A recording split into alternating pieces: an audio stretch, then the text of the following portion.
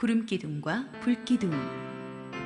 민수기 9장 15절에서 23절, 출애굽기 40장 34절에서 38절 말씀입니다.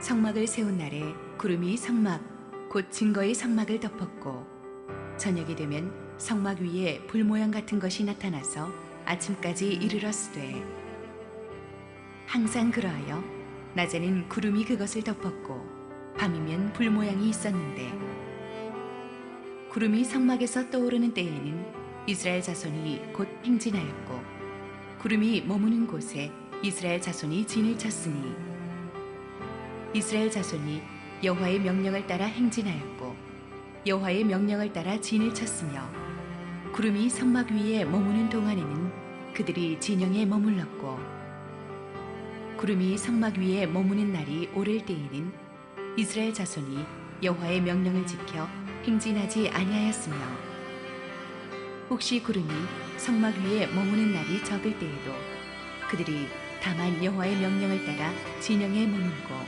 여호와의 명령을 따라 행진하였으며, 혹시 구름이 저녁부터 아침까지 있다가 아침에 그 구름이 떠오를 때에는 그들이 행진하였고, 구름이 밤낮 있다가 떠오르면 곧 행진하였으며, 이틀이든지 한 달이든지 1년이든지 구름이 성막 위에 머물러 있을 동안에는 이스라엘 자손이 진영에 머물고 행진하지 아니하다가 떠오르면 행진하였으니, 곧 그들이 여호와의 명령을 따라 진을 치며 여호와의 명령을 따라 행진하고, 또 모세를 통하여 이르신 여호와의 명령을 따라 여호와의 직임을 지켰더라.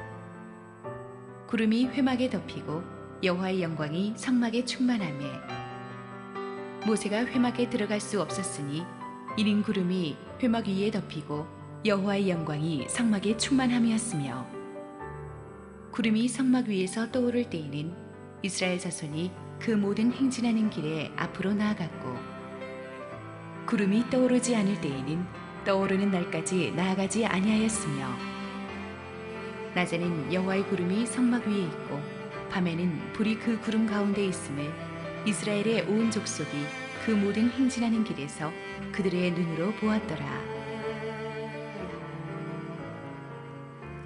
할렐루야. 우리 하나님께 감사와 영광의 박수 올려드리겠습니다. 축복된 주일, 교회 오신 여러분 모두에게 하나님의 은혜가 충만하기를 원합니다. 흔히들 세상 사는 것이 막막한 광야를 걸어가는 것 같다고들 합니다. 광야에는 방향을 찾기가 어렵고 어떤 위험이 도사리고 있는지 알 수가 없어서 두렵습니다. 갈 길은 먼데 주변에 아무도 도와줄 사람이 없는 것 같은 외로움까지 겹칩니다. 그런데 하나님의 사람들은 결코 무방비 상태로 우리를 광야에 방치해 놓지 않으십니다. 믿음의 눈을 뜨고 보면 24시간 우리와 동행하시고 우리의 길을 앞서가시는 하나님의 임재를 볼 수가 있습니다. 시내산을 떠나 본격적인 광야 행군에 들어가려는 이스라엘 백성들에게 하나님의 구름기둥, 불기둥이 나타나십니다. 이것은 오늘도 광야 같은 인생을 살아가야 되는 우리에게 얼마나 큰 격려와 은혜의 메시지가 되는 줄 모릅니다. 민수기 9장 15절 오늘의 본문 첫 절을 읽겠습니다. 성막을 세운 날에 구름이 성막 곧 증거의 성막을 덮었고 저녁이 되면 성막 위에 불 모양 같은 것이 나타나서 아침까지 이르렀으되. 그러니까 구름은 구름인데 거기에 밤에는 불의 모양을 한 구름이었어요. 그래서 낮에는 구름기둥, 밤에는 불기둥이라고 부르는 것인데 실은 똑같은 거예요. 애굽을 탈출하던 직후부터 이스라엘 백성들에게는 하나님의 임재가 이 구름기둥, 불기둥으로 내려왔습니다. 출애굽기 13장 21절 22절 여호와께서 그들 앞에서 가시며 낮에는 구름기둥으로 그들의 길을 인도하시고 밤에는 불기둥을 그들에게 비추사 낮이나 밤이나 진행하게 하시니 낮에는 구름기둥 밤에는 불기둥이 백성 앞에서 떠나지 아니하니라. 이 구름기둥 불기둥이 기억하시겠지만은 홍해바다를 건널 때 이스라엘 백성들 뒤에서 애굽 전차대의 추격을 막았죠. 홍해를 건너고 나서는 이제 구름기둥 불기둥이 이스라엘 사람들 앞에 와서 그들의 앞길을 인도합니다. 인도할 뿐만 아니라 그들을 광야길 여정에서 지켜줬어요. 요즘 우리나라 같은 태양볕에서도 직사광선에서 여러분이 몇 시간 동안 그대로 서 있으면은 굉장히 몸에 치명적입니다. 그런데 그 중동의 그 자결하는 태양 밑에서 200만이 그대로 노출돼 있으면 죽습니다. 그래서 어떻게 합니까? 하나님의 구름 기둥이 거대한 차양막이 되어서 직사광선을 막아준 거예요. 그래서 낮에 그들이 쓰러져 죽지 않은 것입니다. 밤에는 또 광야는 얼음처럼 춥습니다. 그때는 또 불기둥이 거대한 자연 난방장치가 돼가지고 그들이 얼어 죽지 않도록 지켜준 거예요. 그래서 이 구름 기둥, 불 기둥은 그들을 인도하는 인도자의 역할을 하면서 동시에 그들을 죽지 않게 지켜주는 보호막이 되어 주었던 것입니다. 이 구름 기둥, 불 기둥, 이 하나님의 구름은 보통 구름이 아닙니다. 영적인 의미가 있어요. 이 하나님의 구름은 하나님과 사람의 특별한 만남의 공간이에요. 출애굽기 19장 9절 말씀, 여호와께서 모세에게 이르시되 내가 빽빽한 구름 가운데서 내게 임함은 내가 너와 말하는 것을 백성들이 듣게 하며 또한 너를 영영히 믿게 하려 함이니라. 모세가 백성의 말을 여호와께 아뢰었으므로, 하나님께서 그대로 다이렉트로 나타나시면 그 영광이 너무 강렬해서 사람들이 근접할 수가 없기 때문에 빽빽한 구름으로 그 영광을 절제하시면서 그 안에서 모세를 만나 주셨습니다. 이 구름은 하나님의 사람들에게만 함께 하시는 하나님의 임재를 상징했습니다. 출애굽기 24장 15절 18절, 모세가 산에 오르매 구름이 산을 가리며 여호와의 영광이 시내산 위에 머무르고 구름이 엿새 동안 산을 가리더니 일곱째 날에 여호와께서 구름 가운데서 모세를 부르시니라. 산 위에 여호와의 영광이 이스라엘 자손의 눈에 맹렬한 불같이 보였고 모세는 구름 속으로 들어가서 산 위에 올랐으며 모세가 40일 40야를 산에 있으니라. 모세가 구름 속에서 하나님과 데이트를 합니다. 깊이 하나님을 만납니다. 하나님의 음성을 듣습니다. 이스라엘 백성들을 이끌고 갈 하나님의 십계명을 주십니다. 그런데 그동안에 밑에서는 무슨 일이 일어나고 있었나요? 모세를 기다리지 못하고 사람들이 금송아지 우상을 만들면서 막 난리를 치고 있습니다.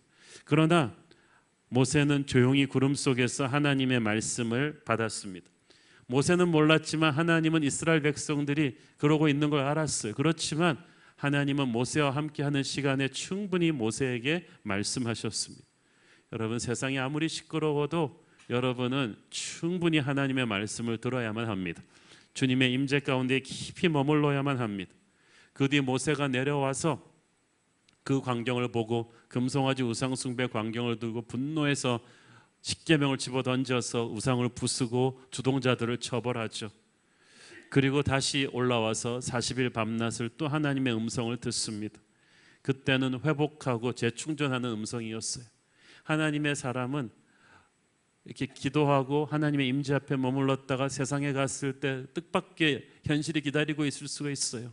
사람이 우리를 배신하고 실패하고 망가질 수도 있지만 끊임없이 그때마다 하나님의 임재 속으로 다시 돌아와야만 합니다. 그래서 세상을 이길 수 있는 거룩한 능력을 끊임없이 재충전받고 가는 것, 그것이 하나님의 임재의 구름입니다. 하나님의 임재의 구름 안에는 하나님의 영광이 가득했습니다. 이 구름 기둥의 영광은 성막이 완성된 뒤에 이렇게 탁 임한 이 구름 기둥의 영광은 이전까지의 것과는 비교할 수 없을 만큼 강렬해서 모세도 잘 들어가지를 못할 정도였습니다. 출애굽기 40장 오늘의 본문이죠. 34절 35절, 구름이 회막에 덮이고 여호와의 영광이 성막에 충만하매 모세가 회막에 들어갈 수 없었으니 이는 구름이 회막 위에 덮이고 여호와의 영광이 성막에 충만함이었으며, 하나님의 사람 모세도 못 들어갈 정도로 범접할 수 없는 하나님의 영광의 극치의 구름이 그 안에 있었어요. 훗날 솔로몬의 성전을 봉헌할 때도 똑같은 현상이 발생합니다. 하나님의 사람들이 그 안에 들어가지 못할 정도로 강렬했어요. 열왕기상 8장 10절 11절, 제사장이 성소에서 나올 때 구름이 여호와의 성전에 가득하매 제사장이 그 구름으로 말미암아 능히 서서 섬기지 못하였으니 이는 여호와의 영광이 여호와의 성전에 가득함이었더라. 이 하나님의 영광이 극치에 달하니까 하나님의 일을 하는 지도자들도 제사장들도 그 안에 막 들어가지를 못했어요. 교회는, 예배는 인간이 턱 숨이 막혀서 가까이 가지 못하는 이런 거룩이 있어야 됩니다. 그런 하나님의 아름다움이 가득해야만 합니다. 교회가 시끄럽고 말이 많다, 이건 아직도 옛 자아가 너무나 사른 사람들이 설친다는 증거죠. 하나님의 영광 앞에 압도되는 그런 경건함이, 그런 강렬한 영광의 임재가 우리 예배 가운데 있기를 바랍니다. 그런데 그 제사장도 들어가지 못했던 하늘의 영광 속으로 들어가신 분이 딱 한 분이 있습니다. 예수 그리스도이십니다. 히브리서 9장 24절, 그리스도께서는 참것의 그림자인 손으로 만든 성소에 들어가지 아니하시고 바로 그 하늘에 들어가사 이제 우리를 위하여 하나님 앞에 나타나시고, 모세도 감히 들어가지 못했던 그 영광의 구름의 임재 속으로, 하나님의 영광 속으로 바로 들어갈 수 있는 분은 유일하게 예수 그리스도이셨습니다. 그래서 이 구름이 성막을 덮는다고 할 때 이 덮는다는 말이 히브리어가 쉐카이나인데 하나님이 함께 하신다는 뜻이에요. 그들 위에 내려와서 하나님의 영광이 머물렀을 때 그것을 쉐카이나, 하나님이 함께 하신다고 합니다. 이는 바로 우리와 함께 하셨던 예수 그리스도를 상징하는 거예요. 그래서 지금 출애굽한 이스라엘 백성들을 이끌고 있는, 그들 위에 머물러 있는, 그들과 함께 있는 여호와의 영광의 구름은 바로 예수 그리스도 그 자신인 것입니다. 성막을 세운 날에 이 구름이 성막을 덮었다는 사실을 주목하십시오. 하나님의 구름이 그 성막 위에 가득했다는 것은 하나님이 그들과 함께 있기를 기뻐하신다는 뜻입니다. 아무리 정성을 들여 성막을 만들어도 그곳에 하나님의 임재가 없다면 그것은 아무 의미가 없습니다. 성막을 진정한 성막되게 하는 것은 하나님의 영광의 임재입니다. 교회를 교회되게 하는 것은 하나님의 임재입니다. 이 건물은 어저께까지만 해도 예배드리던 곳이 아니었는데 오늘 하나님의 영광이 임재합니다. 그러니까 이곳은 거룩한 곳이 되는 거예요. 이 성막을 덮었던 이 구름은 하나님의 임재를 보여주는데, 이 임재를 구름인데 불이 또 거기에 있었어요. 하나님께서는 우리가 눈으로 듣고, 눈으로 보고 귀로 듣기를 원하셨어요. 하나님의 임재를. 자, 낮에는 구름이 잘 보여요. 그러나 불은 햇볕에 가려서 잘 보이질 않아요. 밤에는 구름이 안 보이고 대신 불이 보입니다. 그래서 이 구름 기둥, 불 기둥은 낮이든 밤이든 우리가 변함없이 하나님의 임재를 보고 안심할 수 있게 하려는 하나님의 배려입니다. 하나님이 항상 우리를 인도하시는구나, 떠나지 않으시는구나, 이것을 사람들이 보고 확인하라는 것입니다. 우리는 항상 믿음의 눈을 뜨고 낮이나 밤이나 우리를 이끌고 계시는, 졸지도 않으시고 주무시지도 아니하시는 하나님을 봐야만 합니다. 16절에 보니까 항상 그러하여, That is how we continue to be. 하나님은 항상 우리와 함께 하십니다. 사람은 떠날 수 있어요. 사람은 우리가 실수하면 떠날 수도 있습니다. 그러나 하나님은 떠나지 않으십니다. 사람은 변합니다. 그러나 하나님은 변하지 않으십니다. 40년 동안 이스라엘 사람들이 참 하나님 마음에 못을 박는 상처를 많이 드렸고 실패도 많이 했지만 그것 때문에 하나님이 화나셔서 떠나신 적은 없어요. 하나님은 항상 변함없이 우리를 지키십니다. 우리를 떠나지 않으십니다. 버리지 않으십니다. 그 하나님을 믿으십시오. 자, 오늘 본문에서 중요하게 강조되는 것은 이 구름이 그들 위에 머물러 있는 시간이 많았다는 거예요. 18절을 보십시오. 이스라엘 자손이 여호와의 명령을 따라 행진하였고 여호와의 명령을 따라 진을 쳤으며 구름이 성막 위에 머무는 동안에는 그들이 진영에 머물렀고. 그런데 이 진영에 머무르는 날이 때로는 오래가는 날도 있었어요. 그럼 어떻게 해야 돼요? 이 19절, 구름이 성막 위에 머무는 날이 오래일 때에는 이스라엘 자손이 여호와의 명령을 지켜 행진하지 아니하였으며. 22절에 보니까 어떨 때는 1년 가까이 한 곳에 이 구름이 머물러 있는 때도 있었어요. 우리 성격 급한 한국 사람들 같으면 견디지를 못합니다. 아니, 구름이 내비게이션이 멈춰서 안 가. 계속 가야 되는데 왜 안 가는 걸까? 그런데 그럴 때라 할지라도 왜 안 가느냐고 묻지 말고 그냥 기다리라고 합니다. 하나님의 큐사인이 없으면 아무리 조급해도 움직여서는 안 되었어요. 이게 단순한 법칙 같지만 쉽지가 않았어요.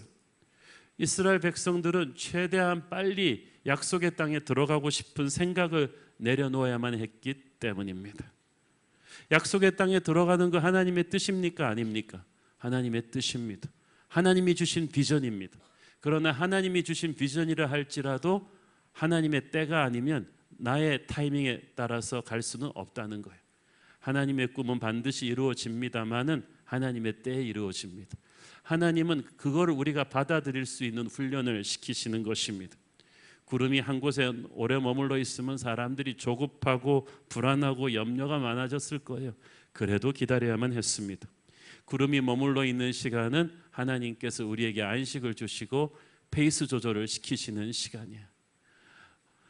마라톤에 서투른 사람은 초반부에 너무 힘을 소진해서 후반부에 낼 힘이 없죠.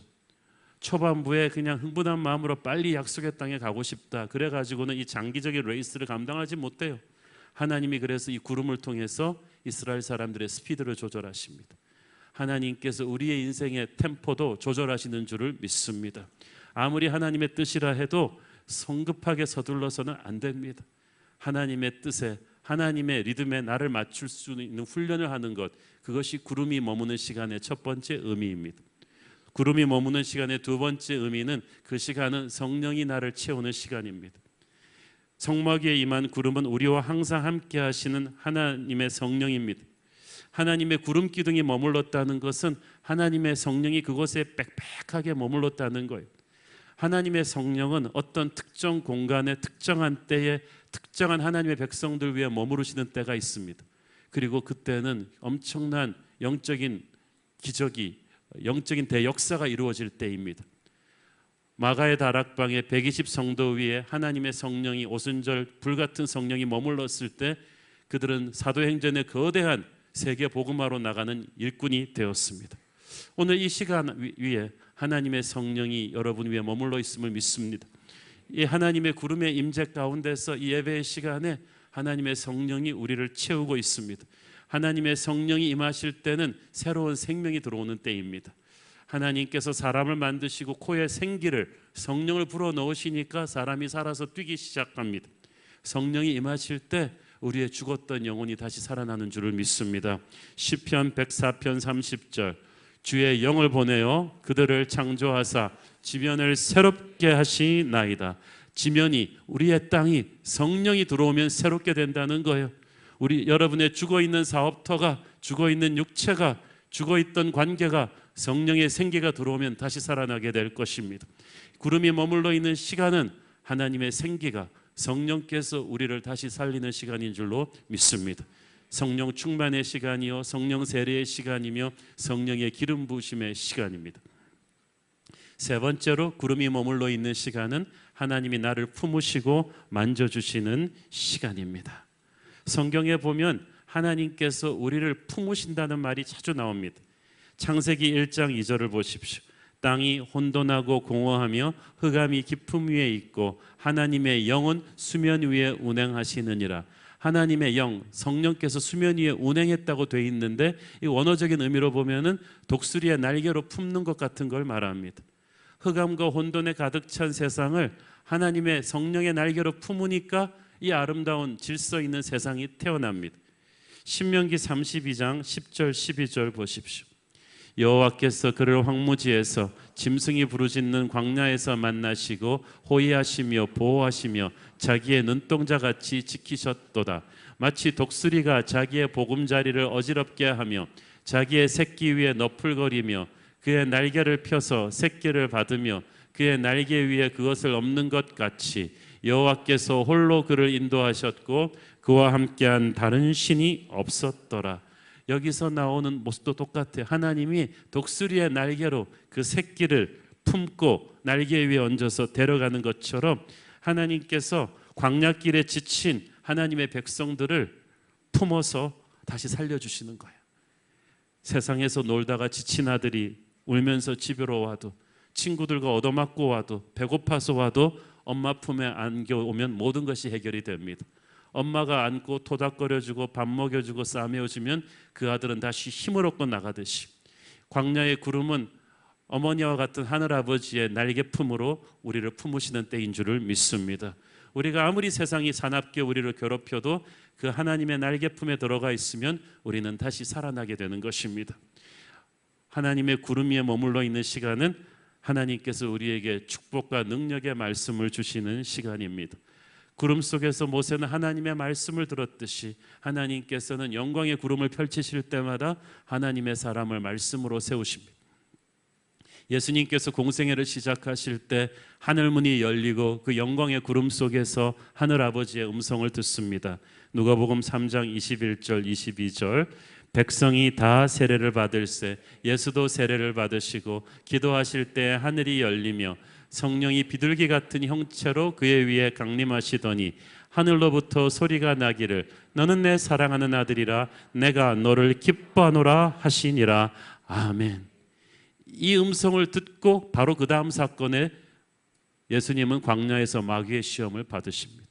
마귀가 교활하고 사나운 언어로 예수님을 공격했지만 예수님은 끄떡도 하지 않으셨습니다. 왜?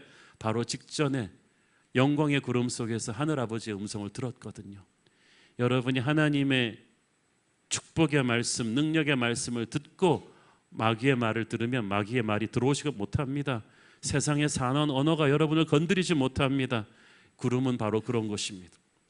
세월이 흘러 변화산 산정에서 또 하나님의 영광의 구름이 예수님을 감싸면서 말씀하셨습니다.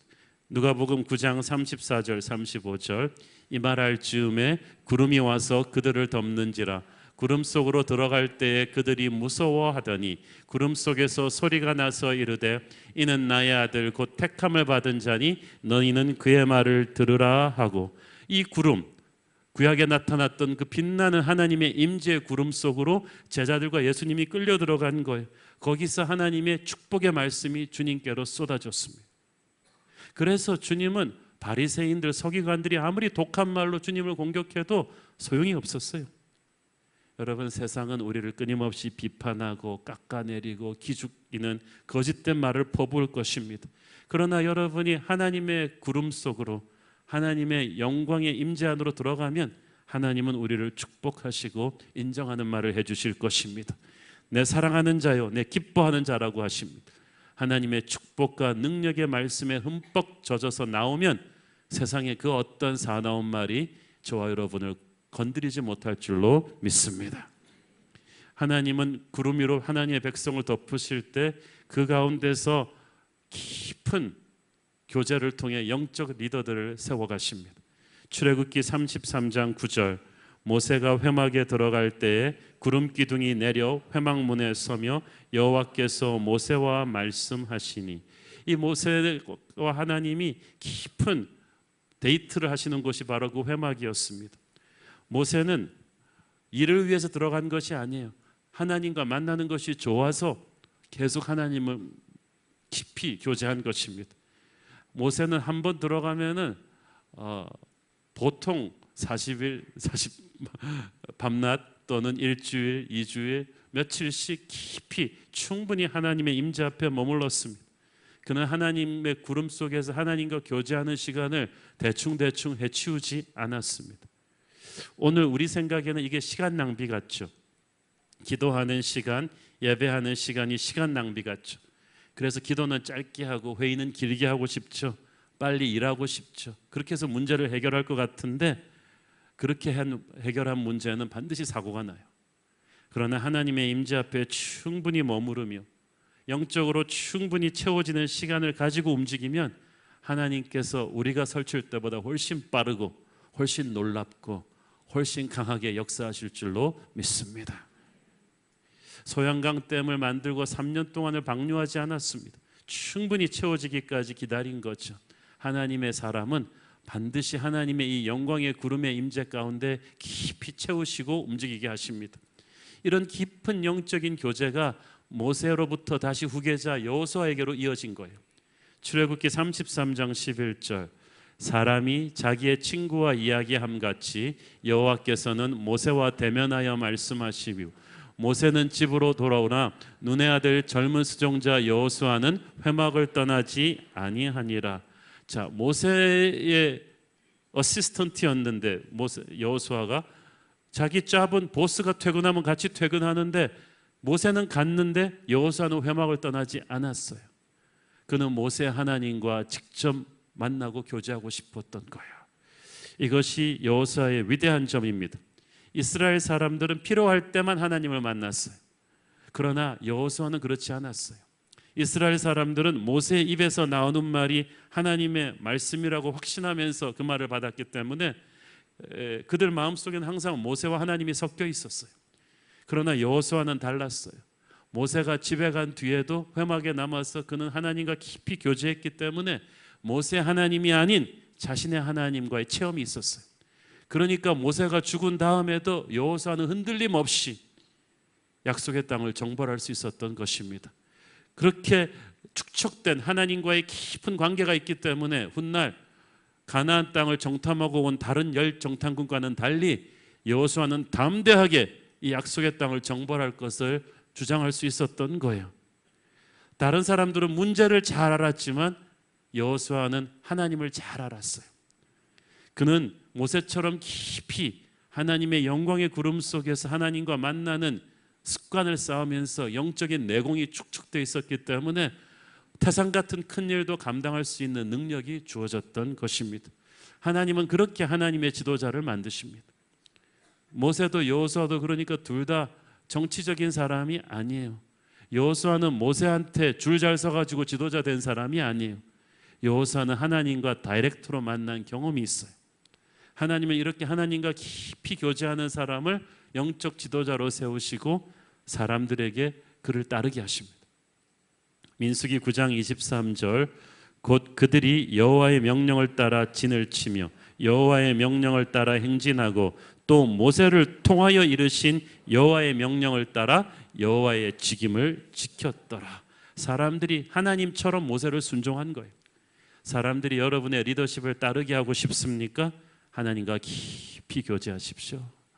내가 목사라서 장로라서 부모라서 사람들이 여러분의 리더십을 따르지 않습니다. 권위는 우리가 쥐어 짜내는 게 아니라 흘러나는 거예요. 하나님을 만난 지도자에게서는 사람들을 따르게끔 하는 하나님의 영광이 드러나요. 출애굽기 34장 29절 30절 모세가 그 증거의 두 판을 모세의 손에 들고 시내산에서 내려오니 그 산에서 내려올 때에 모세는 자기가 여호와와 말하였으므로 말미암아 얼굴 피부에 광채가 나나 깨닫지 못하였더라. 아론과 온 이스라엘 자손이 모세를 볼 때에 모세 얼굴 피부에 광채가 남을 보고 그에게 가까이 하기를 두려워하더니. 할렐루야. 모세, 여호수아 모든 영적인 거인들은 인생의 어느 시점에서 이렇게 깊은 영광의 구름 속에서 하나님을 만난 체험이 있습니다. 그 감동을 평생 잃어버리지 않습니다. 그리고 계속해서 그 은혜의 자리, 그 영광의 구름의 자리로 나와서 하나님 앞에 머무르는 것을 즐겨합니다. 세상이 그들을 아무리 흔들어 놓아도 하나님의 임재 앞에 가면 그들은 새 힘을 받고 담대하게 나왔습니다. 그들에게 용기와 능력과 지혜를 하나님이 부어주셨습니다. 여러분 모두에게는 하나님을 만나는 영광의 구름의 자리가 있을 거예요. 제 방의 기도실이 제게는 바로 하나님의 영광의 구름 속에서 주님과 1대1로 만나는 자리입니다. 그곳은 작고 아무것도 없지만 하나님을 깊이 만나는 곳입니다. 거기서 하나님과 깊이 교제하고 나면 어떤 목회의 부담감도 떨쳐버리고 일어날 수 있는 새 힘을 주님이 주십니다. 여러분에게도 그런 기도의 자리, 하나님의 구름의 자리가 있기를 바랍니다. 자, 하나님의 영광의 구름이 머물러 있는 시간이 참으로 축복된 시간이라고 말씀드렸습니다. 그 시간 동안에 하나님께서 우리에게 안식을 주시고 우리의 페이스를 조절하시고 성령을 부어주신다고 했습니다. 하나님이 그 시간 동안에 나를 엄마처럼 품으시고 만져주신다고 했습니다. 내게 축복의 말씀을 주시고 영적인 리더로 우리를 세워가신다고 했습니다. 그러니까 이 구름이 머물러 있는 시간은 답답한 시간이 아니고 엄청난 성령이 부어지는 영적 재충전의 시간인 거예요. 그런데 하나님은 그 은혜로운 시간 안에만 또 우리가 계속 머물러 있기를 원치 않으세요. 반드시 하나님의 구름은 우리를 계속 인도하십니다. 움직이십니다. 17절 읽습니다. 구름이 성막에서 떠오르는 때에는 이스라엘 자손이 곧 행진하였고 구름이 머무는 곳에 이스라엘 자손이 진을 쳤으니. 자 보세요. 이스라엘의 수평 이동은 구름의 수직 이동에 따라 결정되었어요. 구름이 성막 위로 내려와 머무르면 그곳에 진을 치고 머무르고, 구름이 성막 위에서 거쳐 올라가면 진을 거두고 길을 떠납니다. 그런데 이 말씀을 보십시오. 구름이 떠오르자마자 그들이 곧 행진했다는 말은 무슨 뜻이에요? 구름이 머물러 있는 동안에 다 출동 준비하고 있었다는 거죠. 군대에서 비상대기할 때는 완전 무장 한 채로 군화 신은 채로 잠이 들잖아요. 그러니까 곧 출동할 수 있는 것처럼 이스라엘 백성들은 성령으로 채워지는 하나님을 깊이 만나는 그 구름이 머무는 시간 동안에도 언제든지 출동할 수 있는 준비를 하고 머물렀다는 거예요. 여러분, 하나님이 우리를 머무르게 하시고 은혜 주실 때 그것은 군대로 말하면 재급유 받는 시간이지 완전히 군장 푸는 시간이 아닙니다. 하나님은 또 언제든지 우리를 보내실 수가 있어요. 하나님이 움직이실 때는 곧 움직여야 돼요. 지체 없이 순종합니다. 어떤 때는 이 하나님의 인도하심이 정광석화처럼 빨랐습니다. 21절을 보세요.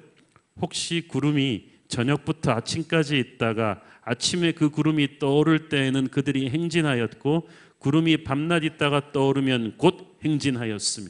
또 곧 행진한다는 말이 나오죠.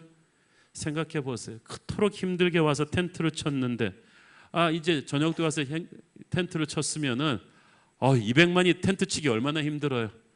이게 뭐 며칠 몇 주일이라도 있다 가면 좋겠는데 갑자기 새벽에 나팔이 불더니 또 출동 준비.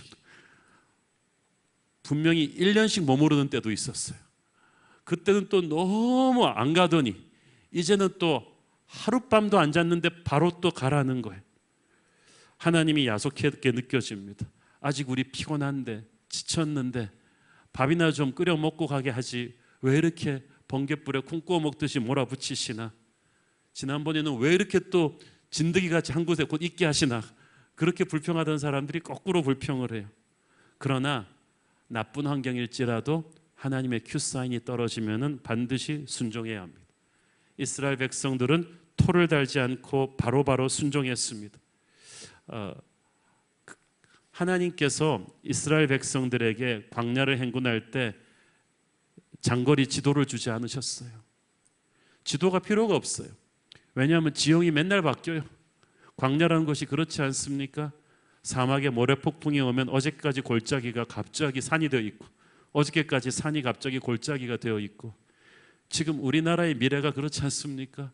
지도가 소용이 없고 경험이 소용이 없어요. 어떤 미래가 올지 몰라요. 지금 우리에게 필요한 것은 지도가 아닙니다. 이스라엘 백성들은 지도도 없고 광야의 기후도 모르고 지역 주민들에 대한 분석도 많이 하지 못했어요. 어떤 미래도 예측하지 못했어요. 그러나 하나님은 그들이 미래를 예측하는 것보다는 하나님을 굳게 믿고 따라오기를 원하셨어요. 하나님의 손을 꼭 붙잡고 가면 어떤 미래가 와도 감당할 수 있을 거예요. 여러분 인생에 하나님께서 어떤 것에는 구름 위에 너무 지나치게 머물러 있게 하실 때가 있습니다. 내가 약속의 땅으로 빨리 가야 되는데 왜 이렇게 하시나? 그러나 그때도 하나님의 섭리가 있는 줄을 묻고 기다리셔야 돼요. 또 지치고 힘든데 좀 쉬고 싶은데 하나님이 급속도로 움직이시는 때가 있어요. 그때도 원망하지 말고 피곤해도 움직이셔야 돼요. 돌아보면 하나님의 머물게 하시고 움직이게 하시는 타이밍이 정확했다는 것을 알게 될 것입니다. 제 인생에도 그렇습니다. 10년 전쯤에 제가 굉장히 바쁠 때 안면마비가 왔습니다. 그 안면마비가 와서 석 달을 아무것도 못했어요. 그 석 달이 굉장히 바빴어요. 책 출간도 기다리고 있었고 방송 스케줄도 있었고 외부 집회도 엄청나게 많이 취소를 해야 했고 주일날 설교도 못하고, 저는 제가 사역을 안 하면 교회가 안 돌아가는 줄 알았어요. 내가 하나님의 일을 하는 게 분명히 하나님의 뜻인데 왜 내게 안면마비 걸리게 하셨어? 아무것도 못하게 하시나? 이거 하나님 손해일 텐데. 그러나 그 시간 동안에, 구름이 머무르는 그 시간 동안에 하나님이 제게 약자들의 마음을 알게 하셨고 병든 분들의 심정을 깨닫게 하셨고 그 다음에 성령 체험을 하게 하셨어요. 안면마비가 풀려서 돌아온 그 새벽 기도에서 하나님께서 성령의 불을 주셨고, 사람들에게 기도할 때 병든 자들이 나을 수 있는 은사도 주셨고, 그리고 연약한 자들을 향한 눈물을 회복시켜 주셨습니다. 그래서 하나님이 그렇게 멈추게 하셨던 시간이 낭비가 아니었어요. 제 인생에서 엄청난 영적인 동력을 주는 시간이었습니다. 또 한 8년 전쯤에는 폭풍우처럼 밀려서 개척을 하게 되었습니다. 저는 그때 많이 지쳐 있었고 힘들어 있었고 개척하기 위한 준비도 안 되어 있었던 때입니다. 마치 등 떠밀리듯이 나왔습니다. 그때는 또 너무 하나님이 빨리 몰아붙이는 것 같았어요. 내가 조금 더 프레시할 때, 덜 지쳤을 때 하고 싶은데, 그러나 그렇지 않았습니다. 그렇게 했지만 하나님이 움직이실 때 움직이셨더니 오늘날 우리 새로운 교회로 놀라운 부흥의 축복이 있는 것입니다.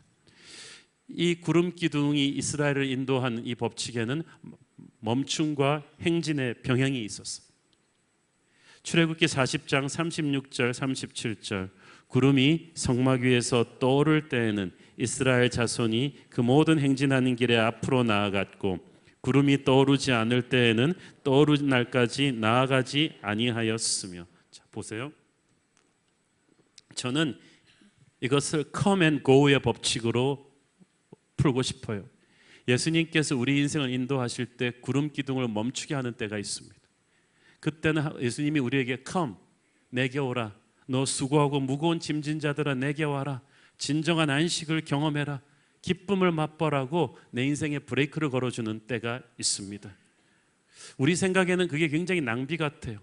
우리가 너무 하나님이 의도하신 것보다 너무 조급하고 바쁘게 움직이다 보니까 가만뒀다가는 인생 하나님 뜻대로 살지 않을 것 같으니까 하나님께서 우리 인생을 억지로라도 제가 안면마비 걸린 것처럼 아프게도 하시고, 때로는 사업이 막혀서 감옥에 가는 경험도 하게 하시고, 사람에게 배신당해서 탁 넋놓고 앉아있게도 하시고, 외롭고 힘든 곳으로 나를 데려가시는 때가 있습니다.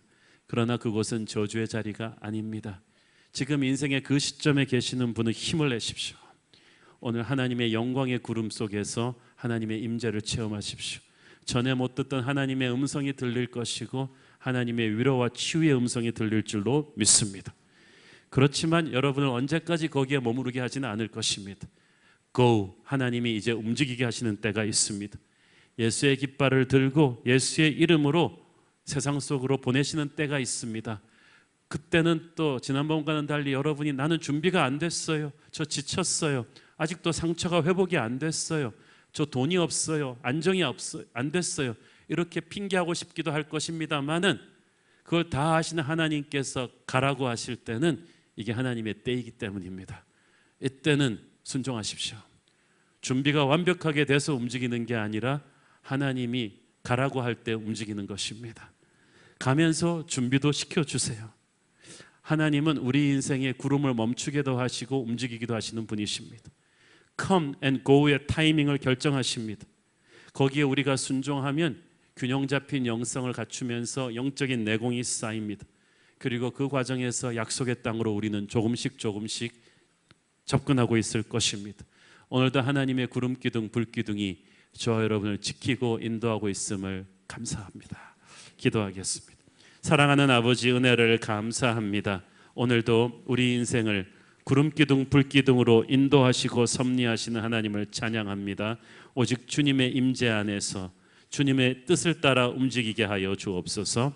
예수님 이름으로 기도했습니다. 아멘.